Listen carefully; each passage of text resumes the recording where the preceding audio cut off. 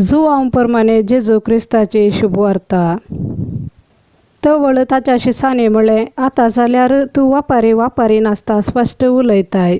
सक्कड संगती तू जाणाय, कोणेय तुका सवाल करची गरज ना म्हूण आमकां समजता। देखून तू देवातावन आयलाय म्हूण आमी सतमंताव। जेजून तांकां जाप दिली, आता तुमी सतमंतात गी। फुडें येवंक आसच्या येदोळूस आयलेल्या त्या काळा विशांत सांगता आयका। तो येतस तुमी समेस्त म्हाका एकसुरो सांडून आपापले वाटेन शिमडोन वेतल्यात। तरी पूण बाप मुजे सवे आसा, देखून हांव एकसुरो न्हय।